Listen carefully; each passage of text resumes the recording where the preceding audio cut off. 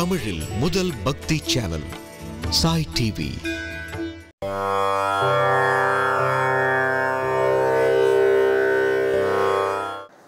குருர் பிரம்மா குருர் விஷ்ணு குருர் தேவோ மகேஸ்வரः குரு சாட்சாத் பரம்பிரம்ம தஸ்மை ஸ்ரீ குரவே நமः.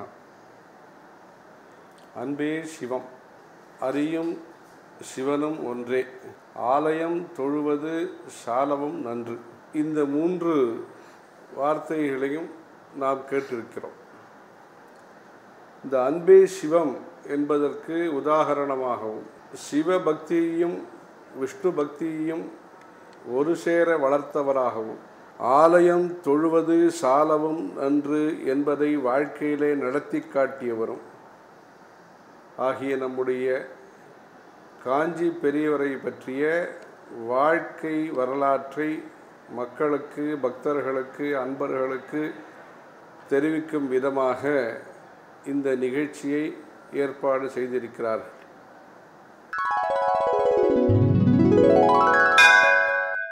அபார கருணா சிந்தும் ஞானதம் சாந்தரூபிணம் ஸ்ரீ சந்திரசேகர குரும் பிரணமாமி முதான்வகம். ஒரு விஷயத்தை, அதோட பெருமையை எப்படி வெளிப்படுத்துறது, அதை எப்படி பாராட்டுறது அப்படின்னு சொல்லித்தரத்தில் காஞ்சி மகா பெரியவர் கீடு அவரே தான். அதே போல் நாம் அனாவசியமாக ஒரு விஷயத்தினால கர்வம் அடைஞ்சால் அதை எப்படி போக்குறது, நம்மளை எப்படி சரிப்படுத்துறதுங்கிறதையும் அவரே ரொம்ப கெட்டிக்காரர் அப்படிங்கிறத பல விஷயங்கள் மூலிமா பார்க்குறோம். உத்தமோர் வீரராகவாச்சாரியர் அப்படிங்கிற பெரிய வித்வான், ஸ்ரீ வைஷ்ணவத்தில் விசிஷ்டாத்வைதத்தில் ரொம்ப பெரிய வித்வான். அவர் வைசேஷிக ரசாயனம் அப்படின்னு ஒரு புஸ்தகம் எழுதியிருந்தார். இதை பார்த்துட்டு இந்த விஷயம் தெரிஞ்சுன்னு பெரியவா என்ன பண்ணால், மடத்தில் ராமகிருஷ்ண தீட்சிதர் அப்படின்னு இருக்கார், இன்னொரு ராமகிருஷ்ணன் அப்படின்னு. அவள் 2 பேரையும் கூப்பிட்டு 2 சால்வை, இன்னும் தக்க சன்மானம், சம்பாவனை முதலான எடுத்துட்டு, வஸ்திரம் முதலான எடுத்துட்டு இந்த உத்தமோர் சுவாமி அவர் வீட்டுக்கு போய் மடத்து சார்பில் நான் சொன்னேன்னு சொல்லி பாராட்டி அவர் எழுதின இந்த புஸ்தகத்துக்காக அவருக்கு இந்த மரியாதையை பண்ணிட்டு வாங்கோன்னா. பண்ணிட்டு வாங்க அப்படின்னா, இல்லை இந்த வித்வான்களுக்கு, இந்த மடத்து வித்வான்களுக்கு கொஞ்சம் யோஜனையாக இருந்தது. காரணம், அவரோ வீர வைஷ்ணவர், இதுவோ ஒரு ஸ்மார்த்த மடமாக இருக்குது. இங்கேருந்து போனால் முதல்ல அதை அவர் அங்கீகரிச்சுப்புறா ஏற்றுப்புறா தெரியாது.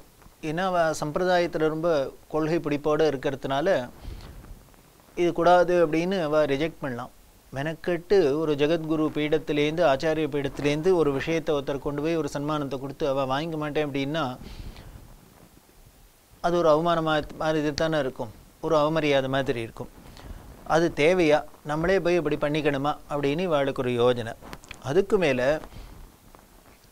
அவர் பண்ணியிருக்கிறதோ விசிஷ்டாத்வைத கிரந்தம். இந்த மடமாக அத்வைத மடமாக இருக்குது. இந்த அத்வைத சித்தாந்தத்துக்கு மாறான ஒரு கருத்து உடைய, ஒரு கொள்கைகளுக்கு உடைய சித்தாந்தம், அதை பற்றி அவர் ஸ்லாகிச்சு எழுதியிருக்கார். அதுக்கு நாம் போய் இப்படி ஒரு மாற்று கருத்துடைய, மாற்று கொள்கையுடைய நாம் போய் அதையும் பாராட்டணும், அதுக்கு எதுக்கு கௌரவப்படுத்தணும் அப்படின்லாம் இவாளுக்கு ஒரு புத்திபூர்வமான யோஜனை பண்ணிட்டு பெரியவாள்கிட்ட சொல்கிறா. இல்லை இதை பண்ணணுமா, அவசியம் பண்ணணுமா, நாம் எதுக்கு இதுக்கு பண்ணணும் அப்படின்னு கேட்குறா. உடனே பெரியவா சொல்கிறா, நாம் எதுக்கு பண்ணணும்னு கேட்குற, எனக்கு என்னமோ தோன்றுறது நாம் தான் பண்ணணும்னு தோன்றுறது அப்படிங்கிற. இவாளுக்கு ஆச்சரியமாக இருக்குது. இல்லை அதாவது பெரியவாளுக்கு எந்த ஒரு வித்தியாசமும் கிடையாது, வெறுப்பு கிடையாது, எல்லாத்தையும் சமதிருஷ்டியோடு பார்க்கக்கூடிய, சமபாவத்தில் பார்க்கக்கூடிய பெரிய உயர்ந்த பிரம்மஞானிங்கிறது தெரிஞ்ச விஷயந்தான். அந்த லெவலில் இருந்து நம்ம பண்ணினால்னா அதுக்கப்புறம் ஒன்றும் பேச்சே கிடையாது, அப்பீலே கிடையாது.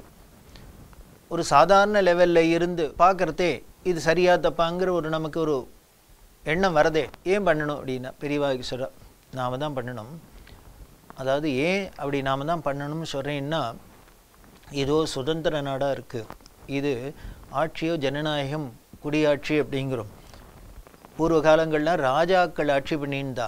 அப்படி இருக்கிறதே நாட்டில் ஏதானு பெரிய வித்வான்கள்லாம் படித்தவா இருந்தால், இது மாதிரி ஒரு நல்ல காரியம் பண்ணினா, ஒரு புஸ்தகம் எழுதினா, இது மாதிரி ஏதானு பண்ணினா உடனே இதை தெரிஞ்சுட்டு ராஜா அவளுக்கு தக்க சன்மானத்தை பண்ணுறது, சம்பாவனை பண்ணுறது, பாராட்டுறது அப்படின்லாம் பண்ணியிருந்தா. இப்போது அந்த ராஜா ஆட்சி போய் குடியாட்சியாக இருக்கிறதுனால இதில் இந்த குடியாட்சியில் எல்லாருமே ராஜாக்கள் தான், சர்வ ஜனங்களும் ராஜான்னு தான் சொல்கிறது. அப்போது ஒருத்தர் பண்ணுற காரியத்தை நாம் தான் ரெக்கக்னைஸ் பண்ணி பண்ணோம். ஏன்னா அரசாங்கம் இப்போ பண்ணுறாப்பில் இல்லை, பண்ணலை அப்படின்னா யார் பண்ணோம்னார், குடியாட்சியில் இருக்கிற மக்களான நாம தான் பார்த்து பார்த்து பண்ணணும், நம்ம கடமை. அதனால தான் பண்ண சொல்கிறேன், போய் பண்ணு அப்படின்னு. அவர் சொன்னால், இந்த மடத்து வித்வான்கள் சொன்னால் வாஸ்தவம்தான், இது மக்களாட்சி நாம தான் பார்த்து பண்ணணும் அப்படின்னாலும் பண்ணுறது யாருக்கு பண்ணுறோம் அப்படின்னார், நம்ம சித்தாந்தத்துக்கு மாற்று கருத்து உடைய ஒரு சித்தாந்தத்துக்கு போய் ஏன் பண்ணணும் அப்படின்னு. அதுக்கு பெரியவா சொல்கிறா, அது சித்தாந்தத்தில் வித்தியாசம் இருக்கா, நம்ம கருத்துக்கு ஒத்து வருதா இல்லையா அப்படிங்கிறதுலாம் வேறு விஷயம். யாரோ இந்த ஒரு காலகட்டத்தில் ஒரு வித்வான் சமஸ்கிருதமே எல்லாத்தையும் ஒழிச்சணும் எடுபட்டு போகணும் அப்படிங்கிற ஒரு காலகட்டத்தில் ஒரு வித்வான் மெனக்கெட்டு வேலை மெனக்கெட்டு பரிசிரமப்பட்டு ஒரு புஸ்தகம் எழுதியிருக்கார் அப்படின்னா, ஒரு சமஸ்கிருதத்தில் ஒரு கந்தம் எழுதியிருக்கார் அப்படின்னா, அதுக்கு தான் முதல்ல பாராட்டு. அதில் சொல்லியிருக்கிற கருத்து விசேஷம் அப்படி அது என்ன ஏதுங்கிறது அப்புறம் அது பின்னால் தனி.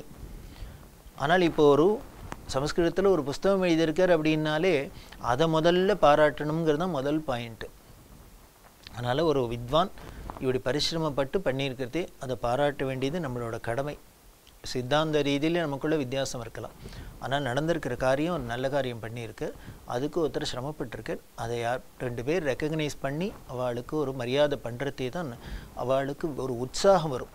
எந்த ஒரு விஷயமாக இருந்தாலும் நல்ல காரியம் பண்ணுறதே ஒரு, அதுவும் கலைகளாக இருக்கட்டும் எதுவாக இருக்கட்டும், அந்த கலைஞர்களை யாரோ ஒருத்தர் ஏதோ ஒரு சபை ஏதோ ஒன்று ஆர்கனைசேஷன் அதை ரெக்கக்னைஸ் பண்ணி பாராட்டி அவளை ஒரு ஏதான ஒரு சன்மானம் பண்ணுறதே தான் மற்றவாளுக்கெல்லாமும் உற்சாகம் வருது. நம்ம ஒரு காரியம் பண்ணினா அதை கண்டுக்கிறதுக்கு ரெக்கக்னைஸ் பண்ணுறதுக்கு அதை மதிக்கிறதுக்கும் ஏதோ உலகத்தில் மனுஷா இருக்கா அப்படின்னு சொல்லி அவளுக்கு இன்னும் இது மாதிரி நல்ல காரியம் மேலே பண்ணணும்னு தோணும். அது இல்லாத ஒத்துருமையே கண்டுக்காத இருந்தால் அவளுக்கும் ஒரு போர் அடிச்சிடும், ஏதோ ஒரு விரக்தி வந்துடும்.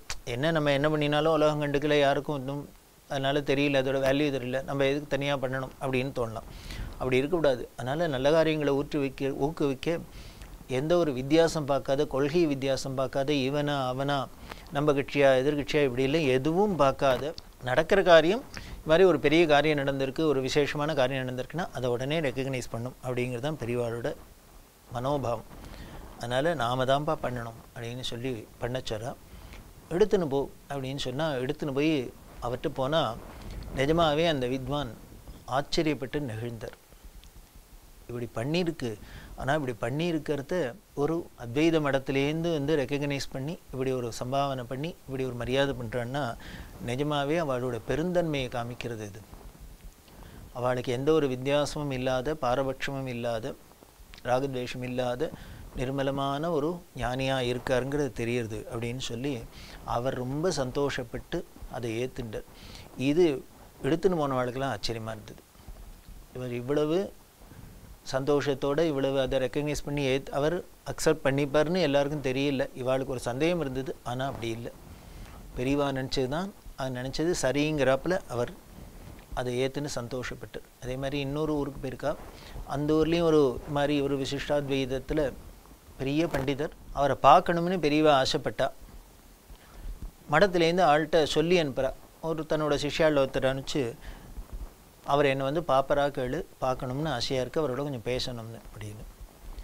போய் சொன்னால் அவர் இல்லை, எங்களோட சம்பிரதாயத்துக்கு விரோதமாக போயிடும், அதனால் எங்களுக்கு சம்பிரதாய விரோதமாக நான் ஒரு காரியம் பண்ண முடியாது அப்படின்னு.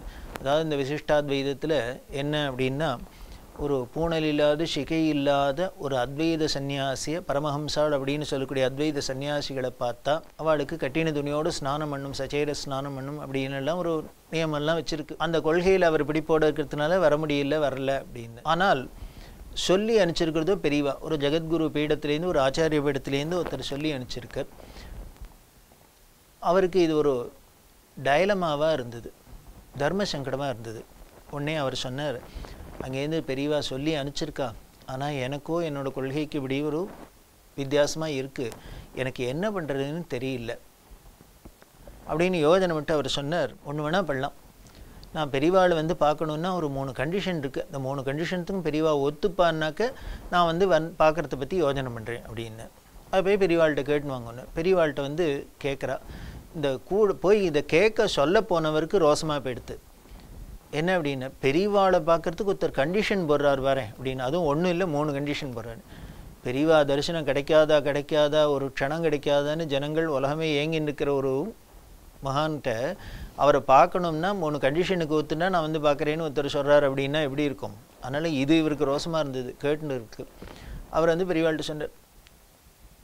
போய் கேட்டேன், அவர் என்னமோ ரொம்ப பிஹேவ் பண்ணிக்கிறார், பெரியவாளை பக்கம் கண்டிஷன்லாம் போடுறார் அப்படின்னார். உடனே பெரியவா என்ன சொன்னால் கண்டிஷன் போடுறாரா? ஆமாம் அப்படின்னா. சந்தோஷமாக இருக்குடா அப்படின்னா. என்ன கண்டிஷன் போட்டால் சந்தோஷமா? உடனே பெரியவா சொல்கிறா, எங்கே அவர் என்னை பார்க்கவே வரமாட்டார்னு சொல்லிவிடுவோன்னு நினச்சிருந்தேன், ஆனால் ஏதோ கண்டிஷனுக்கு ஒத்துண்டா என்னை பார்க்க வருவேன்னு சொல்கிறாரோ இல்லையோ, அதுவே எனக்கு சந்தோஷம். ஏன்னா எனக்கு தான் அவரை பார்க்கணும்னு இருக்க வழியா அவருக்கு என்ன பார்க்கணுங்கிற அவசியம் இல்லை. அப்போது எனக்கு ஒருத்தர்ட்டேருந்து ஒரு காரியம் ஆகணும் அப்படின்னா அவள் என்ன கண்டிஷன் போட்டாலும் ஒத்துக்க வேண்டியது நியாயம்தான். அதனால் அவர் என்ன கண்டிஷன் போட்டாலும் 3 இல்லை 30 கண்டிஷன் போட்டாலும் நான் ஒத்துக்கிறேன், அவர் வந்தால் போகிறோம், வர சொல்லுவோன்னு. இவள் போய் திருப்பி சொன்னால் அவர் இது மாதிரி பதிலை எதிர்பார்க்கலை. நீ அது பெரியவா இவ்வளவு குறியாக இருக்காளே நம்மளோட பார்க்கறதுல பேசுறதுலன்னு. என்ன 3 கண்டிஷன் அப்படின்னா, வந்தால் சேவிக்க மாட்டேன், நமஸ்காரம் பண்ண மாட்டேன். ஓகே. 2வது, எக்காரணத்தை கொண்டும் பெரியவா தனக்கு ஒரு வித்வான்கிறதுக்காக மடத்துக்கு வந்திருக்கான்னு சம்பாவனை பண்ணப்படாது. 3வது, சம்பாவனையோடு இல்லை, ஏதோ சால்வை போடுறது, ஏதாவது பிரசாதம் யார் போனாலும் கொடுக்குறதில்லை, இது மாதிரிலாம் எதுவும் கொடுக்கப்படாது. இது 3ம் பண்ணாத இருந்தால்னா பெரியவாளை வந்து நான் சாதாரணமாக எல்லாரையும் வந்து பார்க்குறாப்புல பார்த்து பேசிட்டு வரேன் அப்படின்னு சொல்லியிருந்தார். பெரியவா ஆஹான்னா வந்தார், உட்காத்தி வச்சா உட்காந்துண்டா. பெரியவா உடனே சொல்கிறா, வேறு ஒன்றும் இல்லை, அவர் விசிஷ்டாத்வைதத்தில் ராமானுஜாச்சாரிய பண்ண ஸ்ரீபாஷ்யத்தில் ரொம்ப பெரிய வித்வான்.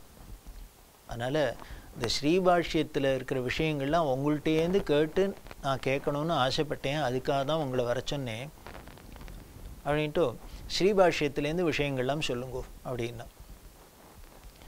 இது அவருக்கு வந்தவருக்கு குஷியாக போயிடுது. அவர் வேறு ஏதோ பெரியவா கேட்க போகிறாளாக்கும் அப்படின்னு நினச்சிண்டு தயக்கப்படுறதே சந்தேகப்படுறதே வரத்துக்கு யோஜனை பண்ணுறதே பெரியவா அவருக்கு பிரியமான அவருக்கு சம்பிரதாயத்துக்கு உட்பட்ட இந்த ஸ்ரீபாஷ்யத்தை பற்றி பெரியவா பெருசாக சொல்ல சொல்கிறாளே, அதில் என்னென்ன விஷயங்களுக்குன்னு தெரிஞ்சுக்கணுங்கிறாளே அப்படின்ட்டு அவர் சந்தோஷமாக உடனே அவர் குஷியும் வந்துடுத்து. உடனே ஆனந்தமாக சொன்னார் ஸ்ரீபாஷ்யத்தை பற்றி பிரமாதமாக எக்ஸ்பிரிமெண்ட்டு சொல்லிட்டே வரத்தையே நடுப்புற பெரியவா என்ன பண்ணினா அவர்கிட்டேருந்து, ஓ அங்கே அப்படி சொல்லியிருக்கு இல்லையா, ஆனால் இங்கே சங்கரர் அத்வைதத்தில் எப்படி சொல்லியிருக்கார் அப்படின்னா இப்படி சொல்லியிருக்கார் அப்படின்னா அதுக்கு மாற்றா ஆச்சாரியில் என்ன சொல்லியிருக்கா அப்படிங்கிறத அதை சொல்லிகிட்டே வர்றார். சொல்லுனா கற்றாரே காமரூர் அப்படின்னு அவரும் படித்தவர் இல்லையோ. அதனால் இவ பெரியவாள்கிட்டேருந்து ஒரு விஷயம் வரத்தே, அதுவும் இந்த அத்வைதபரமாக வரத்தே அதை அவரும் ரசிக்கிறார். ஓ அப்படியா, நன்னா தான் இருக்குது அப்படின்னு. இப்படியே ஒருத்தருக்கு ஒருத்தர் கருத்து பரிமாற்றமாக எடுத்து இந்த வித்வத் சதஸ் இந்த சந்திப்பு இப்படி ஸ்ரீபாஷ்யத்தில் விசிஷ்டாத்வைதபரமாக இந்த விஷயங்களை வேதாந்தத்தை எப்படி சொல்லியிருக்கா, அதுவே அத்வைதபரமாக சங்கரர் எப்படி சொல்லியிருக்க அப்படின்னு மாற்றி 2 பேரும் சொல்லி இதுங்க ரொம்ப இன்ட்ரெஸ்டிங்காக இருந்தது. அவர் வந்தவருக்கு அவ்வளவு சந்தோஷப்பட்டார். பட்டா இப்படி ஒரு அனுபவம் கிடைக்கும்னு நான் எதிர்பார்க்கல. நான் என்னமோ ஏதோ நினச்சின்னு சங்கோஜப்பட்டுன்னு யோஜனை பண்ணியிருந்தேன் பெரியவாள்கிட்ட வரத்துக்கு. ஆனால் இவ்வளோ ஒரு சுவாரஸ்யமாக விஷயம் நடந்திருக்கு அப்படின்னு சொல்லிட்டு இப்போது பெரியவாள்கிட்டேருந்து நான் பல விஷயங்கள் கற்றுக்கிறாப்புல ஆச்சு அப்படின்னு. பெரியவா அதுக்கு உடனே உபச்சாரத்துக்கு சொன்னால், இல்லை உங்கள்கிட்டேருந்து நான் விஷயம் தெரிஞ்சினேன் அப்படின்னா விஷயம் தெரிஞ்சுட்டு சொல்லலாம் பெரியவா, அது பெரியவாளோட அடக்கத்தை காமிக்கிறது. ஆனால் பெரியவாள்கிட்டேருந்தும் பல விஷயங்கள் நானும் தெரிஞ்சினேன் அப்படின்னு சொல்லி ரொம்ப சந்தோஷப்பட்டார்னா என்ன, அதுக்கப்புறம் இது மாதிரி பல சந்திப்பு மீண்டும் வேணும் அப்படின்னு அவருக்கு தாபம் வராப்புல ஆசைப்படுறாப்புல அந்த சந்திப்பு போச்சு. யாருக்கு? இவரை பார்க்கறதுக்கே ரொம்ப யோஜனை பண்ணினவாளுக்கு பண்ணினார். உடனே பெரியவா என்ன பண்ணா, அவருக்கு நீங்கள் என்னை பார்க்க வரத்தே 3 கண்டிஷன் சொன்னேள், ஆனால் நீங்கள் அனுமதிச்சேன்னா அந்த கண்டிஷனில் ஒன்றை நான் பிரேக் பண்ணுறதுக்கு நீங்கள் உத்தரவு கொடுக்கணும் அப்படின்னு. உடனே அவர் ஒரு மாதிரி உணர்ச்சி வசப்பட்டுட்டு, அதெல்லாம் இல்லை, இந்த கண்டிஷன்லாம் எங்களை மாதிரி மனுஷாளுக்கு தான், அவளுக்கு முன்னால் அவள் ஈஸ்வரன், அது பரபிரம்மம், அவளுக்கு முன்னால் இதுக்கெல்லாம் சக்தி கிடையாது, அவள் என்ன பண்ணினாலும் சரி அப்படின்னு. இல்லை, இப்பேற்பட்ட ஒரு வித்வான் மடத்துக்கு வந்திருக்கார், அவருக்கு ஒரு சால்வை போத்தி ஒரு மரியாதை பண்ணலைன்னா மடத்துக்கு ஒரு கௌரவ குறைச்சல். அதனால் அதை மடத்து மூலியமாக பண்ணுற அந்த சன்மானத்தை அந்த மரியாதையை ஏற்றுக்கணும் அப்படின்னு. அவர் ரொம்ப உணர்ச்சி வசப்பட்டு, பாக்கியம் இருந்தால் கிடைக்கும் எனக்கு, இப்படி எனக்கு வலியே என்னை கூப்பிட்டு இப்படி யாரும் கொடுப்பா, பெரிய பாக்கியம், ஏற்றுக்கிற எதுக்கு என்ன அவசியம் எனக்கு அது பிராப்தம் இருக்கணும், ஏற்றுக்கணும் அப்படின்னு சொல்ல ஆசைப்பட உடனே பெரியவார்கிட்ட ஷால்வை கொண்டு வந்து அவரை போத்த சொல்லி கௌரவப்படுத்தினான். கௌரவப்படுத்தினோன்னு உடனே என்ன பண்ணினார், அவர் தடார்னு விழுந்து சேவிச்சார், நமஸ்காரம் பண்ண. வேண்டாம் வேண்டாம், சம்பிரதாய விரோதம் பண்ண வேண்டாம் அப்படின்னா பெரியவா. அண்ணே அவர் சொன்ன சம்பிரதாயங்களாம் எங்களை மாதிரி மனுஷாளுக்கு தான், அது பரபிரம்மம், அதுக்கு முன்னால் சம்பிரதாயமாவது என்ன நிற்கும்ன்ட்டு, இது பண்ணலைன்னா தான் சம்பிரதாய விரோதம் அப்படின்னு சொல்லிட்டு அவர் சேவிச்சார். சேவிச்சுட்டு அப்படி மடியை நீட்டினர். மடியை நீட்டினா எதுக்கு அப்படின்னா பிரசாதத்துக்காக நீட்டினார். உடனே பெரியவா என்ன பண்ணா, அவருக்கு குங்குமம் முதலான பிரசாதங்கள்லாம் கொடுத்தா அவர் பரம சந்தோஷப்பட்டார், உணர்ச்சி வசப்பட்டார். இப்படி ஒரு ஆனந்த அனுபவம் கிடைக்கிறதுக்கு தான் என்னை பெரியவா வலியை ஆட்கொண்டு கூப்பிட்டிருக்கான்னு தெரியறது அப்படின்னு ஆண்டாள் சொல்கிறாரே, மாற்றாரை மாற்றழிக்க வல்லானே அப்படின்னு திருப்பாவையில் சொல்கிறார். அந்த பகவானோட குணம் என்ன அப்படின்னார், மாற்றாரை மாற்றழிக்க வல்லான். அதாவது தன்னை பற்றி தப்பாக புரிஞ்சுண்டு தங்கிட்ட பக்தி இல்லாதவாளுக்கு கூட அந்த அஜ்ஞானத்தை அறியாமை இருளை போக்கி தன் வசமாக்கிக்கிறது, தன் பக்தனாக்கிக்கிறது தானே பகவானோட குணமாக ஆண்டாள் திருப்பாவையில் சொல்கிறாப்புல. ஏதோ ஒரு சம்பிரதாயம் அது இது அப்படின்னு நமக்கு தான் மதம், இனிமே இந்த சம்பிரதாயம் அந்த சம்பிரதாயம் அப்படிங்கிறது, ஜாதி மதம் சம்பிரதாயம், இந்த ஒரு கட்டுப்பாடெல்லாம் நம்மளை மாதிரி மனுஷாளுக்குள்ளே தான் இருந்துக்கிற வழிய ஈஸ்வரனுக்கு முன்னால் இதெல்லாம் உண்டா? அவருக்கு எல்லாம் சம்பந்தம், எல்லாம் ஒன்று தான். அதுவும் அத்வைதத்துக்கு எல்லாமே ஒன்று தானே. அவர் ரொம்ப சந்தோஷப்பட்டார், இப்படி ஒரு பாக்கியம் கிடைச்சது அப்படின்னு. எதுக்காக அப்படின்னா பெரியவா அப்புறம் சொல்கிறா, விசிஷ்டாத்வைதத்தில் பெரிய பண்டிதர், அவர் இருக்கிற ஊருக்கே வந்திருக்கோம். நம்ம வந்திருக்கிறதே அவரை எப்படி இந்த ஊருக்கு வந்துட்டு அவரை பார்க்காத போகிறதுன்னு எனக்கு ஒரு குறையாக இருந்தது. இப்படி அவரை பார்க்கணுமேங்கிறதுக்காக தான் நான் வலியை கூப்பிட்டு பண்ண சொன்னேன் அப்படின்னா, இப்போ முதல்ல போய் இப்போ அவர்கிட்ட தூது போனாரே பெரியவாளோட சிஷ்யர் ஒருத்தர், அவருக்கு மனசு வருத்தமாக இருந்தது, பெரியவாளை பார்க்குறதுக்கு கண்டிஷன் போடுறார் அப்படி என்ன அவர் பெரியாளா அப்படின்னு அவனுக்கு தோணித்து இல்லையா. அவர்கிட்ட சொல்கிறா பெரியவா, உனக்கு கூட தோணி இருக்கும் என்ன அப்படியான கண்டிஷனுக்கெல்லாம் ஒத்துன்னு பெரியவாளை பார்க்கணுமான்னு. இப்போ அவர் வந்து பார்த்ததுனால எவ்வளோ விஷயம் தெரிஞ்சது பாரு. இதான் எங்கே என்ன விஷயம் இருக்கோ, யார்கிட்ட என்ன வித்வத் இருக்கோ, அதை எப்படி நாம் எடுத்துக்கிறது, அதை எப்படி கிரகிச்சுக்கிறது, அதுக்கு எப்படி தக்க விதத்தில் கௌரவப்படுத்துறது அப்படிங்கிறதுலையும் பெரியவா ரொம்பவே ஒரு கெட்டிக்காரர் அப்படின்னும். அதுபோல் தான் பல இது மாதிரி பெரிய வித்வான்களுக்கு படித்தவாளுக்கு தான் அப்படின்னு இல்லை. பெரியவா கோடிக்கரைக்கு போகிற வேதாரண்யத்துக்கு போயின்னு இருக்கா, சமுத்திர ஸ்நானத்துக்கு. அப்படி பெரியவா போயிருக்கிறதே மகோதய புண்ணிய காலம், பல குழந்தைகள் எல்லாரும் பக்தாளமும் கூட வர பெரியவாளோட சமுத்திர ஸ்நானம் பண்ண. அப்படி பெரியவா ஒரு கேம்பாக வந்து இந்த வேதாரண்யத்துக்கு போயின்னு இருக்கிற வழியில் ஒரு ஊரில் ஒரு மீச விஷயெல்லாம் வச்சுட்டு ஒரு முரடான ஒரு ஆள் யாரோ இந்த கேம்புக்கு வந்தார். பெரியவா கூடவே வர ஆரம்பிச்சு. ஏதோ வந்தவர் தரிசனம் பண்ணிட்டு போகிறாராக்குன்னா பெரியவா அடுத்த ஊருக்கு போனால் அங்கேயும் வர, அடுத்த ஊருக்கு போனால் இப்படியே வந்துட்டே இருக்கார். இப்படி 2-3 தொடர்ந்து வர ஆரம்பித்தோடனே கூட இருக்கிறவர்களும் ஒரு சந்தேகம் வந்துடுது. இந்த ஆளை பார்த்தாக்க மீசையும் ஏசியும் ஒரே முரடானா பார்க்குறதுக்கு ஏதோ திருட மாதிரி இருக்குது, இந்த ஆள் எதுக்கு கூடவே வரார், இப்படி கூடவே வந்து உழவு பார்த்துன்னு நம்ம எல்லாரும் தூங்குறதே ராத்திரிலே ஏதானும் திருட போகிறாரா என்ன ஏதுன்னு அவளுக்கெல்லாம் சந்தேகம் வந்துடுத்து. அவள்லாம் எப்படி இந்த ஆளை வெட்டுறது அப்படின்னு பார்த்துட்டு இருக்கா. ஆனால் பெரியவா என்ன பண்ணினா கவனிச்சுட்டும் அந்த ஆளுக்கு நல்லா சாப்பாடு போட்டு பார்த்துங்க அப்படின்னு. கூட இருக்கிறவளுக்கு புரியல, இந்த ஆளை பார்த்தாக்கவோ நமக்கு சந்தேகமாக இருக்குது, ஆனால் பெரியவாளன்னா சாப்பாடு போடும் கவனிச்சுக்கோங்கிறா. சரி பெரியவா சொல்லிட்டா உத்தரவு, பார்த்தா அந்த ஆளுக்கு உபச்சாரம் பண்ணால் சாப்பாடு போட்டால் அந்த ஆள் இப்போ வர ஆரம்பிச்சிட்டார். வந்தால் இந்த கோடிக்கிற சமுத்திர ஸ்நானம் பண்ணால் இந்த குழந்தை லேடிஸ் எல்லாரும் ஸ்நானம் பண்ணுறா இல்லையா, அதில் சில பெண்கள் சில குழந்தைகள்லாம் அலை அடிக்கிறது, அலையில் மாட்டினிடுத்து. எல்லாருக்கும் என்ன பண்ணுன்னு தெரியல. அப்போ என்ன பண்ணினார் இந்த ஆள், இந்த மீசை வச்சுருக்கிற ஆள் அப்படி போனார், நீஞ்சி யாரெல்லாம் அந்த அலையில் சிக்கின்றாப்புல இருந்தது சிரமப்பட்டாலும் அவெல்லாம் எல்லாரையும் கரையேற்றி காப்பாற்றினா மடத்தில் இந்த வாழ்க்கைலாம் இப்போ தான் நிம்மதி. அப்பாடா நல்ல வேலை, இப்படி ஒரு அசம்பாவிதம் ஆகாத இருந்தது. ஒரு நல்ல தீர்த்த ஸ்நானம் பண்ண வந்து கோடிக்கரையில் வந்து இது மாதிரி ஒரு குழந்தை போச்சு, ஒரு ஏதோ வா போயிட்டா அப்படின்னா மனசுக்கு ஒரு வருத்தமானா இருக்கும். அப்படி இல்லாத நல்ல வேலை இந்த ஆள் வந்து காப்பாற்றினாரே அப்படின்னு. அப்புறம்தான் புரிஞ்சது பெரியவா எதுக்கு இந்த ஆளுக்கு சாப்பாடு போட்டு எல்லாம் கூட வரத்துக்கு அலோவ் பண்ணியிருக்கா அப்படின்னு தெரியுது. இவராலையும் ஏதோ ஒரு பிரயோஜனம் இருக்குது, உபயோகம் இருக்குது அப்படிங்கிறது பெரியவாளுக்கு தெரிஞ்சு தான் அவரை முன்னாலே ஆதரிச்சிருக்கா அப்படின்னு தெரியுது. நாம் உருவத்தை பார்த்து தான் எடை போடுறோம். ஆனால் பெரியவா என்ன பண்ணுறோம், ஞானிகள் என்ன பண்ணுறான்னு, நம்ம உள்ளுக்குள்ளே இருக்கிற உள்ளத்தை பார்த்து எடை போடுறோம். அதான் அங்கே முக்கியம். அதோட விடலை, அவர் அந்த ஆள் இந்த குழந்தைகள் இப்போ இந்த லேடிஸ்லாம் காப்பாற்றினார் இல்லையா, காப்பாற்றினதுக்காக அதுக்கப்புறம் அவர் மடத்துக்கு வந்தோன்னு சொல்கிறா, ஒரு தங்கத்தோடா எடுத்துன்னு வந்து இந்த ஆளுக்கு போடுன்னா. இது நிஜமாகவே மடத்தில் இருக்க வாழ்க்கெல்லாம் ஒரு ஆச்சரியமாக இருந்தது. என்னைய தங்கத்தோடான பெரிய வேத பண்டிதாளுக்கு வித்வான்களுக்கு தான் போடுறது அப்படின்னா, இவருக்கு எதுக்கு தங்கத்தை இட போச்சுரா? பெரியவா சொல்கிறா, இத்தனை உசுரை காப்பாற்றிருக்கேன் அந்த கை, அதுக்கு என்ன பண்ணுறது நம்ம கைமாறு, அந்த கைக்கு தான் தங்கத்தோடா போடணும். இல்லேன்னு தெரியுது, பெரியவாளுக்கு பெரிய படித்த வித்வான்களும் ஒன்று தான், பரம பாமரனும் ஒன்று தான். அவள் பண்ணுற காரியத்துக்கு ஏற்றாப்புல அதை கௌரவிக்கிறா அப்படிங்கிறது இதுலேருந்து தெரியுது. அப்படி பாமரனும் இப்போ ஒன்று தான், அவருக்கு பண்டிதரும் ஒன்று தான் அப்படிங்கிறது எல்லாத்தையும் சமமாக பார்த்தார். அவள் பண்ண காரியத்துக்காக அதுக்கு உண்டான கௌரவப்படுத்துகிறார் அப்படிங்கிறது தெரியுது. அதுபோல் ஒரு சமயம் ஒருத்தர் மடத்துக்கு வந்திருக்கார். வந்தவர் அந்த ஊர்லேயே பரம கருமி அப்படின்னு எல்லாருக்கும் பிரசித்தம் தெரியும். அவரோட்ட பரிவு காமிச்சுன்னு பெரியவா ரொம்ப நேரம் பேசிந்தா. அது கூட இருந்தவருக்கு கொஞ்சம் வருத்தமாக இருந்தது. அந்த ஆள் கஞ்ச பைய எச்சக்கையால் காக்கா ஓட்ட மாட்டார் அப்படின்னு ஊர்லேயே பேர் வாங்கியிருக்கார். அவர்கிட்ட போய் பெரியவா என்னமோ இப்படி பேசின்னு இருக்காளே, இவ்வளோ பிரியத்தை காமிச்சுன்னு இருக்காளே, பரிவு காமிக்கிறாளே அப்படின்னுட்டு அவரோட ரொம்ப நேரம் பேசியிருந்தா எல்லாம்ண்டா அவர் போயிட்டார். போனோடனே இவர் சொன்னார், இதுக்கு இவாளுக்கெல்லாம் என்ன, அவனோ கஞ்ச கருமி, அவர்கிட்ட போய் பெரியவா இப்படி பேசின்னு இருக்கா, பரிவு காமிச்சுட்டு இருக்கா அப்படின்னா பெரியவா சொல்றா, ஏன் காமிக்கப்படாதா? இனிமேல் நான் யார்கிட்டையானு பிரியமாக காற்று காமிக்கணும் அப்படின்னா பெரிய தாராள பிரபுகள்கிட்ட தான் காமிக்கணுமா, கருமிகிட்ட காமிக்கப்படாதோ அப்படின்னா.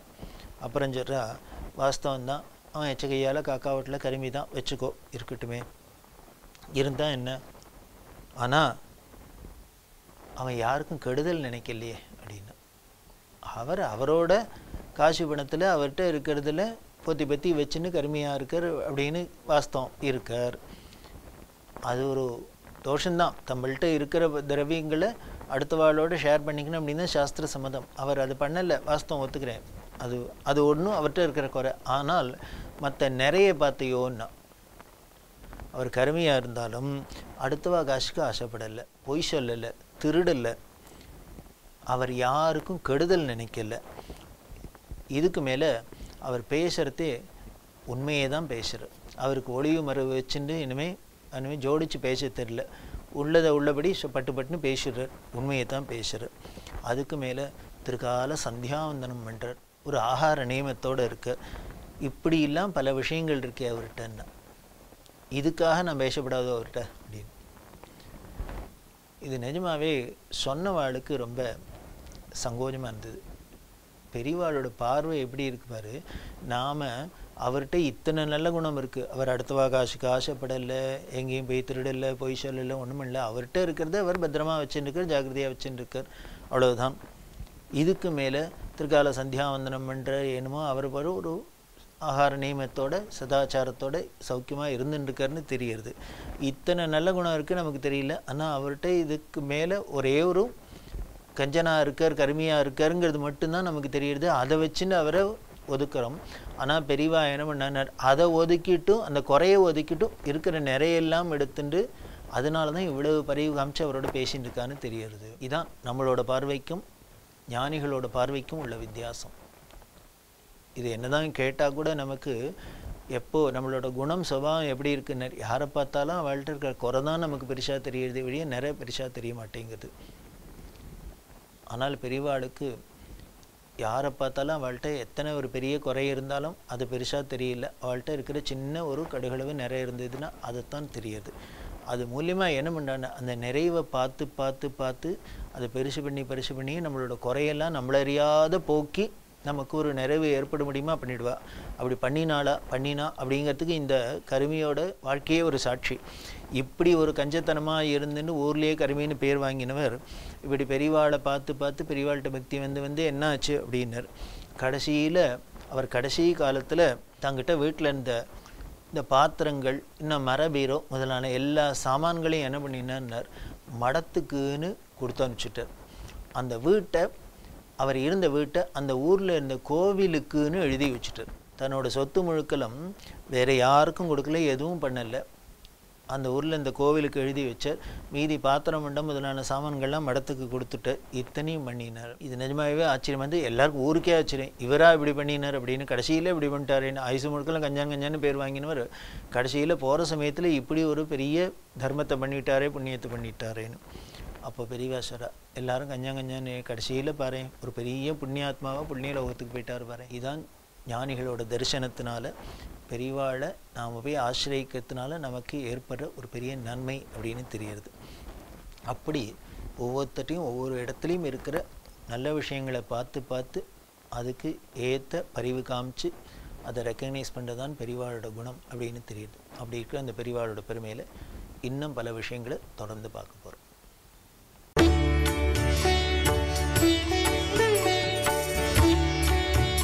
தமிழில் முதல் பக்தி சேனல் சாய் டிவி.